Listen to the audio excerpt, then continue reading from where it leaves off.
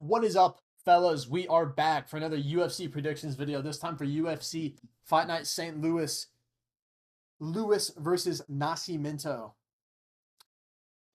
Should be a fun card this weekend, fellas. Let's jump right in. Hopefully we sweep. We did really good last weekend on UFC 301. I think we went like 11 for 13 on predictions. We did all right. But let's jump right in. Kicking us off at women's flyweight, JJ Aldrich versus Veronica Hardy.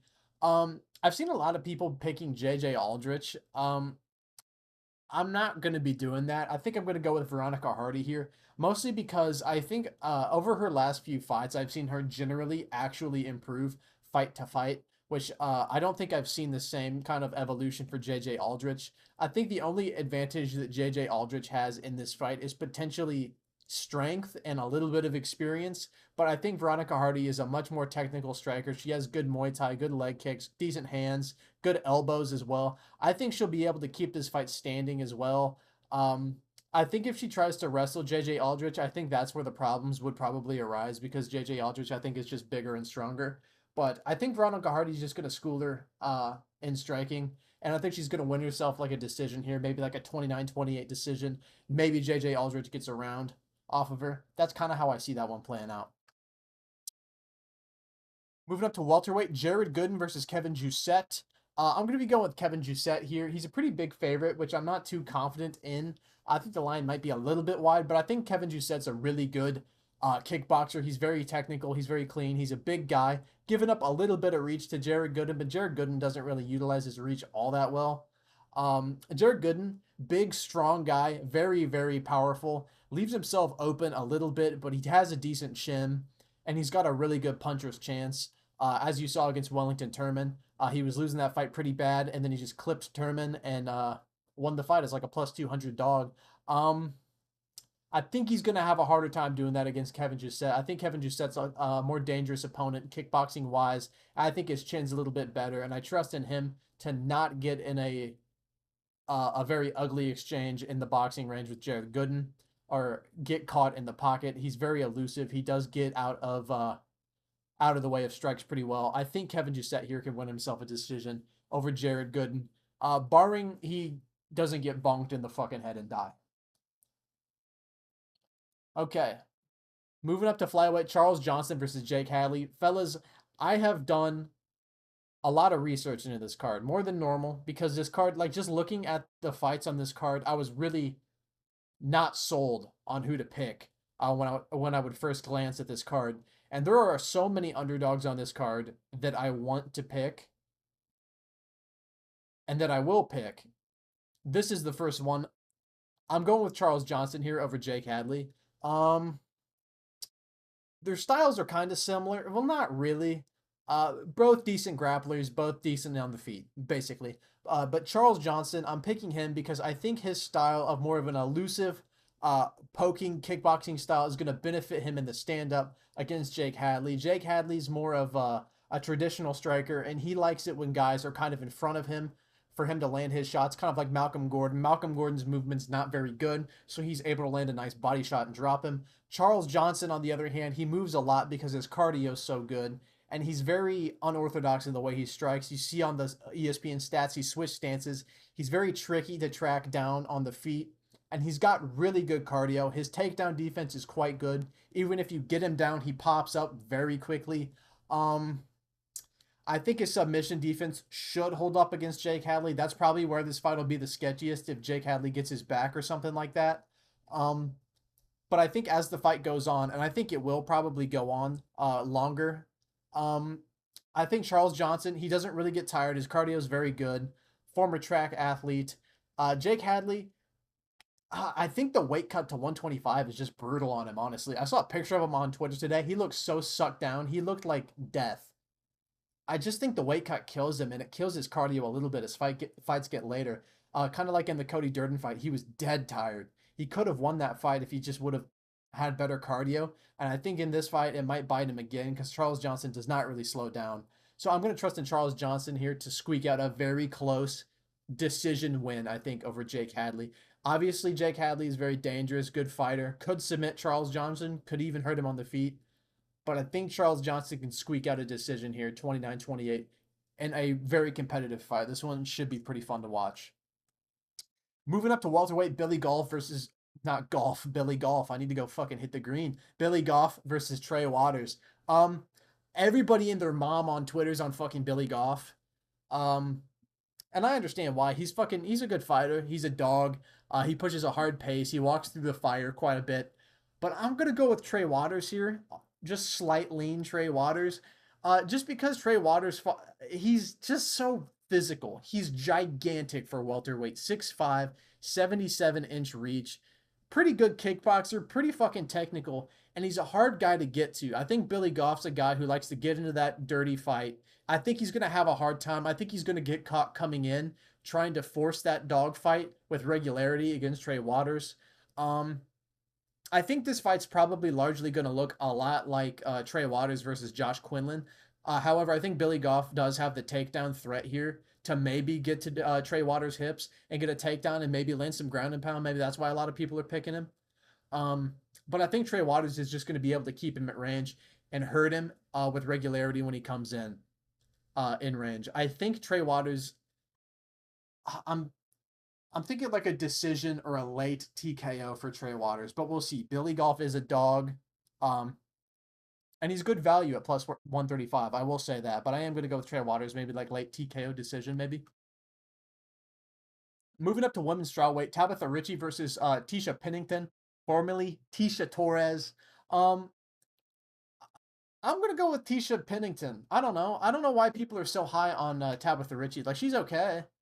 I don't know if she should be a favorite though. Like if you break down, if you look into her wins, like oh, if you look into her wins, there's I mean Jillian Robertson, who cares? Jessica Penney is terrible. Polyana Viana sucks.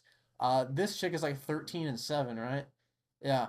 Maria Oliveira, she sucks. Like all these ladies suck, and then she loses to Lupita Godinez. I just think I think Tisha Pennington, it's so hard for me not to say Torres.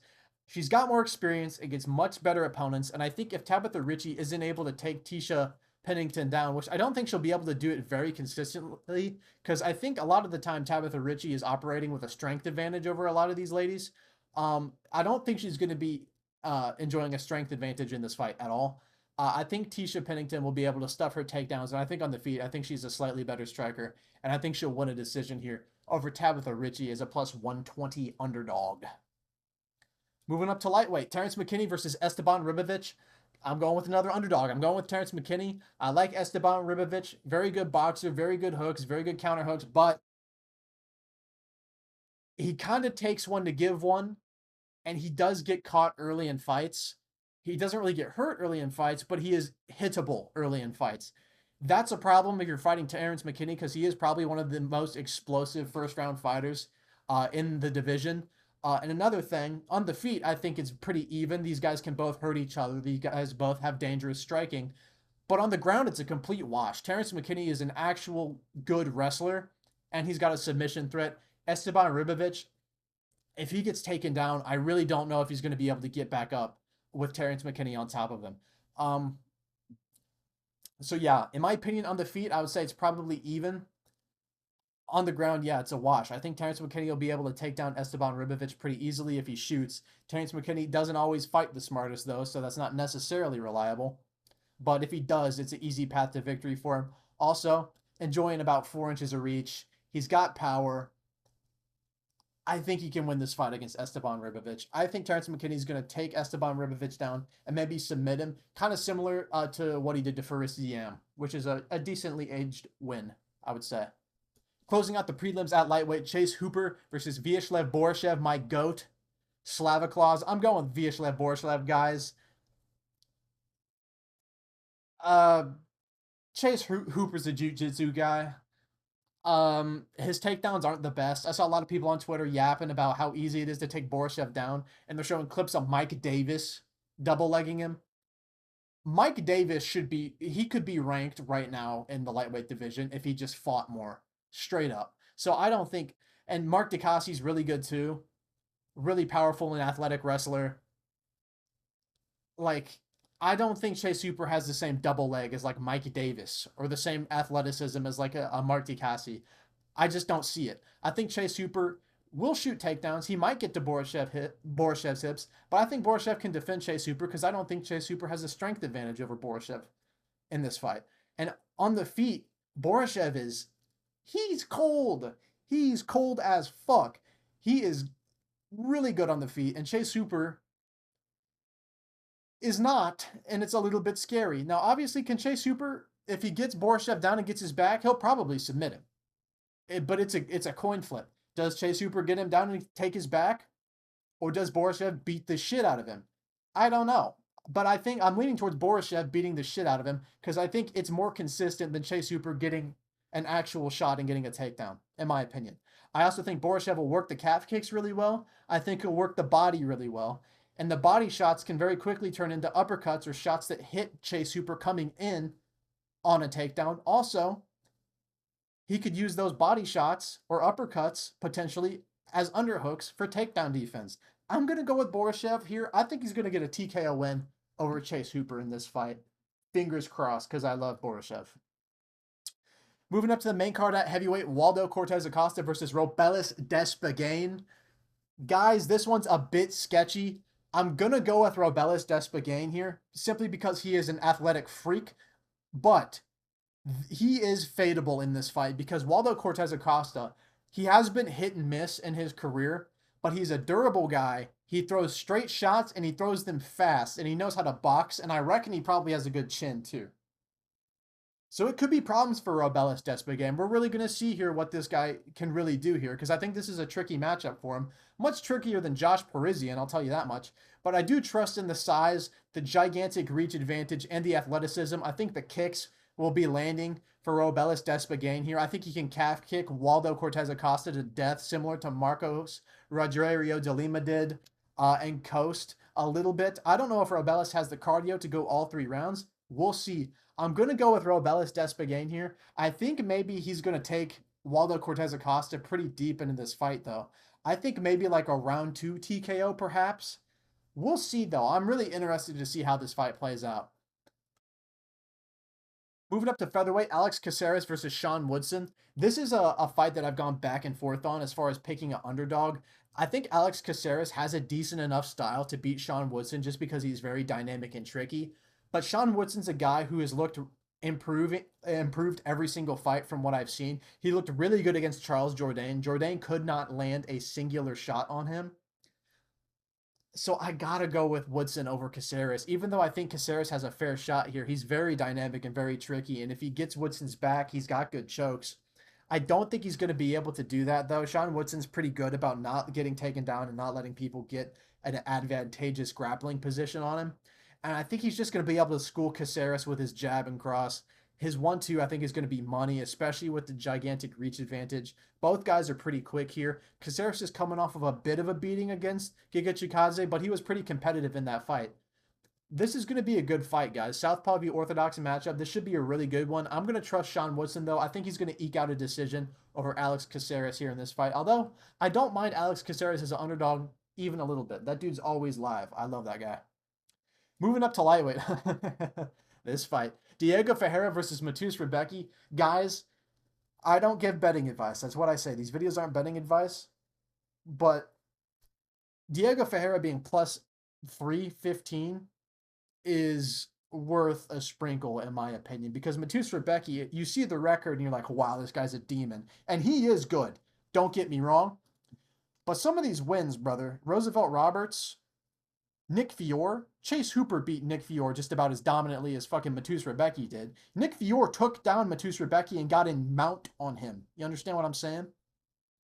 Loic Radzhabov's a good win, but like decision winning Nick Fiore and subbing Roosevelt Roberts in round 1 shouldn't make you minus 500 over Diego Ferreira. You know what I'm saying?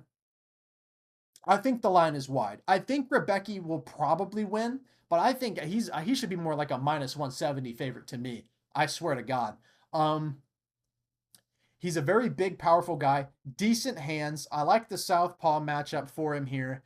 I think he will be able to take Diego Ferreira down. Diego Ferreira has really good jiu-jitsu, and he's very good at scrambling. You saw it in the Gillespie fight and then the Dariush fight. Insane scrambles. But I think the difference here is Matus Rebecki is much stronger than both of those guys physically. So when he's trying to scramble up, I think Rebecki's frame is just going to be able to keep him pinned down. And I think he can land good ground and pound on Ferreira. And generally, Diego Ferreira wilts to good ground and pound. I think Matus Rebecki will get a TKO here in like rounds 2 or 3 with like ground and pound over Diego Ferreira. But Diego Ferreira at plus 315 is as live of a dog as it gets. He also has an 8-inch reach advantage, by the way. On the feet, I feel like this fight could be pretty fucking even, though. And Diego Ferreira is coming off of a brutal knockout over Michael Johnson. Moving up to light heavyweight, Alonzo Menifield versus Carlos Ulberg. Guys, this is another underdog that I see a ton of value in. God, I kind of want to pick Alonzo Menifield. I'm like this line is wide. I'm picking Carlos Ulberg, but if I were betting, I would not be betting on him straight up. Minus 270 is crazy. I'm going with Carlos Ulberg because I think he's a slightly more technical kickboxer than Alonzo Menifield. However, Menifield is very good. He's got decent grappling, kind of. He submitted Jimmy Crute, which not a lot of guys can do. He's got nuclear power in his hands. He's got a decent chin, too. Carlos Ulberg showed that he had some cardio against Da Un Jung. I don't like taking Da Un Jung deep into the third round, though. But he's very technical. He's got a very, very nice, clean kickboxing style. If he doesn't gas, I think he can win this fight. I think he'll probably actually win this fight by decision. I know that sounds crazy. Everybody's probably on Ulberg TKO. I think he probably wins a decision here because I don't think he's going to overextend himself too much against a guy like Alonzo Menifield. The risk is too high. You have to play the range game with this dude, especially when you're rocking 4 inches in height and probably 4 inches in leg reach as well. Alonzo Menifield, super dangerous. Could easily get the upset here because Carlos Ulberg got knocked out by Kennedy Nzechukwu, which is fucking crazy. But yeah, I'm going with Carlos Ulberg, slight lean. I think he'll probably win a decision in a technical kickboxing match. Moving up to welterweight, Joaquin Buckley versus Nurulstan Ruziboev. Another one where like this fight is so close. This card's going to be good just because of how close a lot of these fights are. I think I'm going to go with Joaquin Buckley. Mostly because Nurulstan Ruziboev, this fight I think was on short notice. He's going to have to cut down. He was fighting at 185, so the cut might be kind of rough for him. Who knows, though, because he has fought at 185 before. Joaquin Buckley, though, he's looked good at welterweight. He's got decent hands, very explosive, very athletic, good power. Nurulstan Ruziboev, just kind of an all-rounder. He doesn't really do anything that's too crazy. He has a nice rear uppercut, though, which could be the shot that hurts Joaquin Buckley in this fight. We'll see. That's kind of what's been worrying me. But in this fight, I think Joaquin Buckley can easily take down Nurulstan Ruziboev at will. Watching Ruziboev's old fights, it's a free takedown every single time, even if you're not very good at it. He just goes for Kimuras on bottom, and if he doesn't get it, you're going to fucking bank 5 minutes of control time. I think Joaquin Buckley will fight smart in front of his home crowd. He's been active. He's been training for this fight. Not specifically for Ruziboev, but he's been training for a fight because he wanted on this card bad. I don't think he's going to let this opportunity pass. I like the Southpaw v Orthodox matchup. I think his body kick's going to be there all day. Maybe not so much the head kick because Ruziboev is huge, but the hands will be there. Similar reach. I'm going to go with Joaquin Buckley here. I think he's going to maybe TKO Nurulstan Ruziboev in like rounds 2 or 3. We'll see, though. This should be a fun fight as well. And closing out the card at heavyweight, our main event. This card would be so good if it had a better main event, but here we are. Derek Lewis versus Rodrigo Nascimento. Guys, it would be fucking boring if I just said Nascimento's going to win. They have Derek Lewis as a favorite, which is funny. Fuck it. Let's ride with the big man. Let's go with Derek Lewis. Nascimento's pretty trash.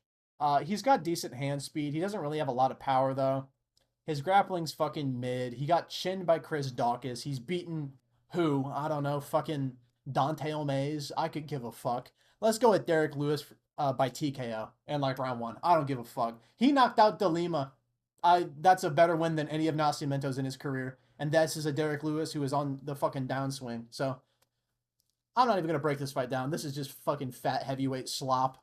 So I'll go with Derek Lewis for fun by TKO. But yeah, hope you guys enjoyed this video. Don't forget to rate, comment, and subscribe, and I'll catch you guys next time. See ya.